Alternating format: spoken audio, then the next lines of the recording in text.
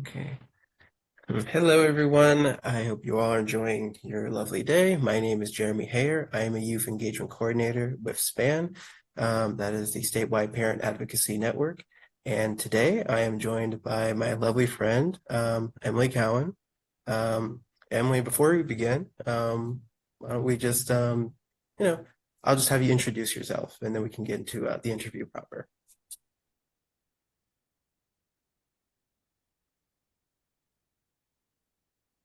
Hi, my name is Emily Cowen. Glad to be here. Hey, great. I'm glad you could make it here too. We've been basically scheduling this for like the better part of like 2 weeks. So I'm glad everything could finally come together. Okay, so if you're ready, I'll just open up with the first question here. Let me just open it up here.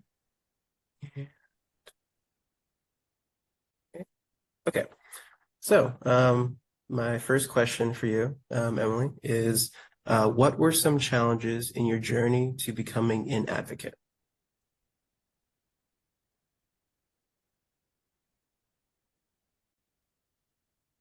As far as becoming a self-advocate, I think my biggest challenge was not listening to people who say that I couldn't do something. For example, people from my high school thought that I could not go to college, and they wanted me to do this transition program that I didn't think I needed. So I had to sit in front of about 15 people in my team meeting and tell them that I was not going to do what they thought I should do. But that was a big challenge because I think I was just about to turn 18. So I didn't really have much experience at the time advocating for myself like that in front of that many people, and most 17, 18-year-olds don't necessarily need to do that. Wow. Oh, that doing all that before 18, that is certainly impressive. I don't know if I could have said the same thing about myself. Oh, thank you for sharing that. That's actually really insightful. Um, I guess I can just go on to the next question here, and that is that's a great one. Who has supported you in sharing your story, and how? Number one, my family has always supported me to share my story.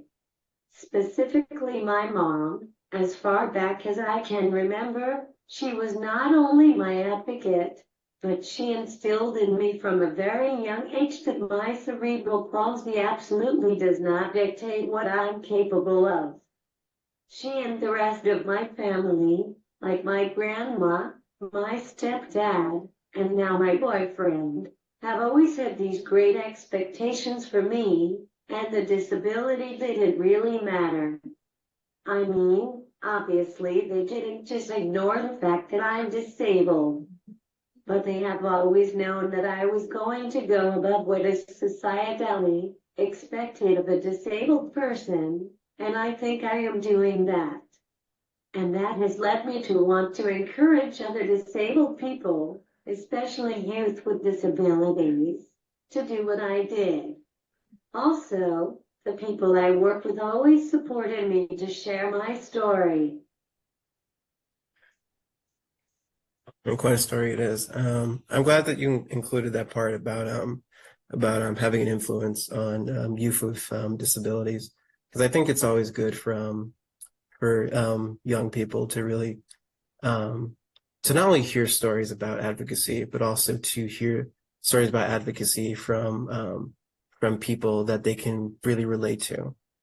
And I think that's really important, and we should always try to get as many of the stories out as possible. Moving on, we'll go to the next question here. Can you share with us some of your accomplishments?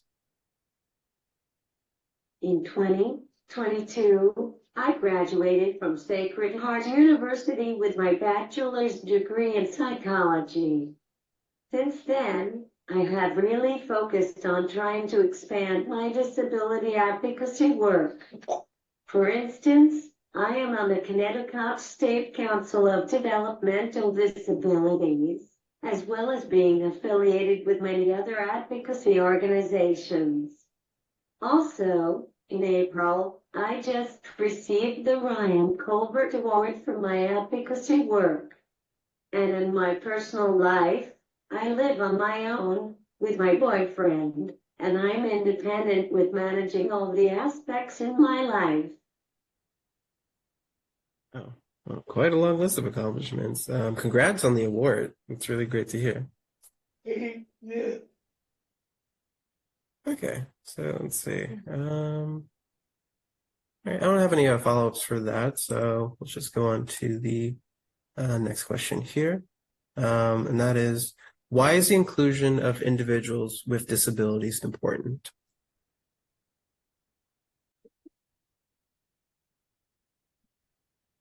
I could go on all day about this and how disabled people are not included at all in society and all of the ways that is ridiculous. But I will try to keep it brief. Including disabled people should not be considered an important, special thing. It should just be automatic, like how able-bodied people are included. It is often seen as amazing if someone includes a disabled person, or befriends a disabled person, or hires a disabled person. It's not amazing. People should not be praised for doing that. My point is, disabled people need to start to be viewed as people, and not these special individuals.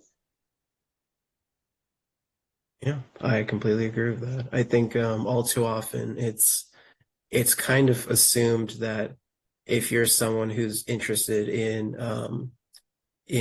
advocacy for those with disabilities or disability rights, you're often considered to be like somewhat like not normal, I guess, for lack of a better term. But the reality is that like the work that we do, we're not really focusing on helping people with disability just because they're disabled. We're more focused on helping them because they're people that just happen to have a disability, and they should have as much accessibility and rights as those that do not have disabilities. And I think that's a core message that a lot of people can resonate with. So thank you for sharing that. I definitely agree with every word that you said. We'll just go on to, I think we have a couple more questions here. So let's go on to the next one. Do you think it's important for others to share their experiences? I think it is very important for other disabled people to share their experiences. I don't love going around and telling my story, especially if people don't see it as a value and they just expect me to tell my story. But I do it because one, I want to educate people who see disability as a special thing, like I was talking about before. And two, because disabled people need to get a head start on advocating for themselves before it's too late and they are doing something that they don't want to do because people didn't encourage them that they could do much more. So, by older, disabled people sharing their experiences, hopefully that can be prevented as much as possible. Hmm. Wow. Again, completely agree with that. I think it's very important.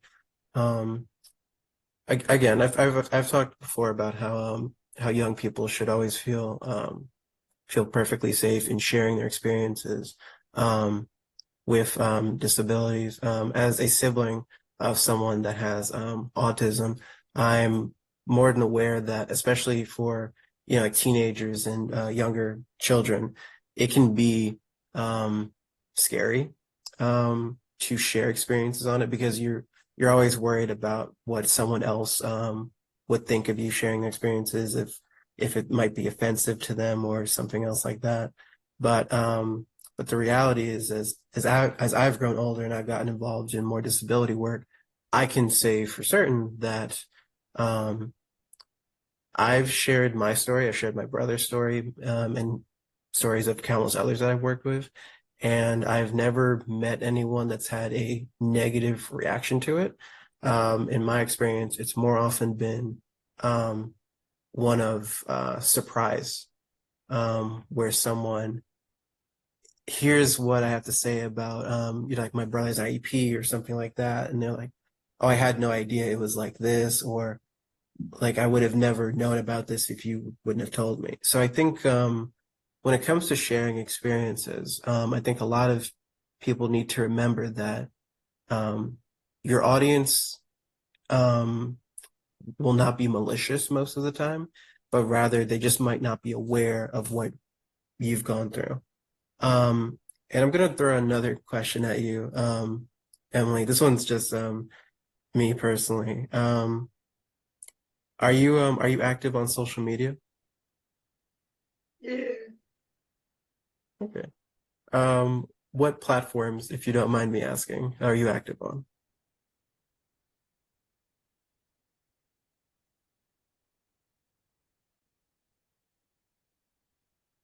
Mostly Facebook and Instagram. Okay. Yeah. Span has a presence on Facebook and definitely one on Instagram as well. The reason I ask is because a lot of times most of the work that I do is with young adults, and they're very active on social media like Instagram, Facebook, and also other platforms like YouTube and TikTok. And some have even talked about getting into podcasting. We had a previous guest on, Nathan Markley from Ripen, and he actually has a podcast show all of his own.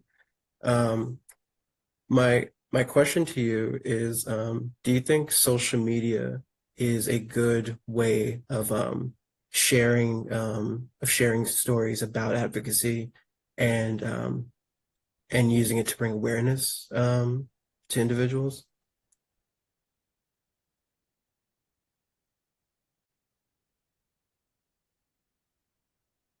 Yes, I mostly think it is. I mean, sometimes you get negative comments from people who frankly don't have a life, but at the same time, it is good to spread awareness and educate. Okay. Um, I have one more question for you, and then we can begin to wrap up for today. And you actually kind of briefly touched on it. So you said that you get negative comments on occasion from people that don't have a life, which is very true. Um, but how I know, especially with social media and also in person as well, um, there are those that do have ignorant or like negative things to say. So whenever you do encounter someone who's being critical or negative towards you, um, how do you respond to that? Do you choose to ignore them? Do you choose to respond to them? Um, just as maybe someone can take advice from you here, but how best would you respond to negativity in that regard?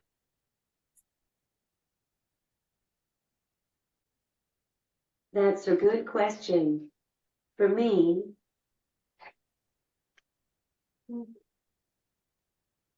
that's a good question. For me, most of the time people are too afraid to say stuff to me. They either say things behind my back or talk to me like I'm stupid. When that specifically happens, I have learned to say, like, I understand everything you are saying. I am not cognitively impaired.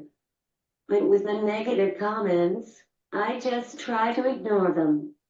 I know who I am and what I'm capable of, and if people want to underestimate me, that just motivates me to do more honestly.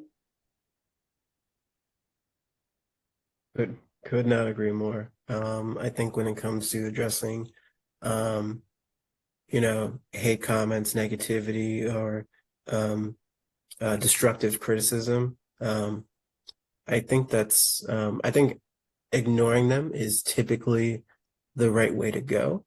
And if you can't ignore them, like you said, you shouldn't let their harsh comments or negativity, you shouldn't let that stop you. Because at the end of the day, that's all it really is. They are just words, and words are not obstacles. They can hurt sometimes, but they can never stop you from achieving what you want to do. Um, whether that's something small, like just getting groceries from the store, or it's something big like getting your dream major from your dream college. Um, I think I think it's very important to keep in mind. Thank you for sharing that. That I think a lot of people really need to hear that. So that's it for the questions. Um, but I'm just going to ask you one more thing. I know I've kind of been talking about social media a lot. I apologize for that. Um, but before we wrap up today, I think it's important for everyone watching to know um, what are the best ways for people to reach you if they have a question about you, or if they want to reach out to you like we are for an interview or a presentation. What's the best way they can get in contact with you? Instagram that you can message me on. My username is EM_1106. Okay, awesome. Thank you very much. And is there anything else that you want to say before we close it out for today?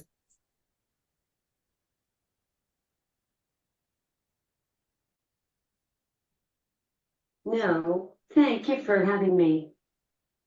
Of course. Thank you for allowing me to talk to you. It's been really insightful.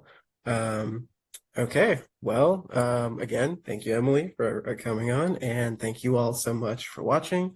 Um, I hope to see you all here next time with our potential next guest. So goodbye for now, and have a great rest of your day. Thank you so much.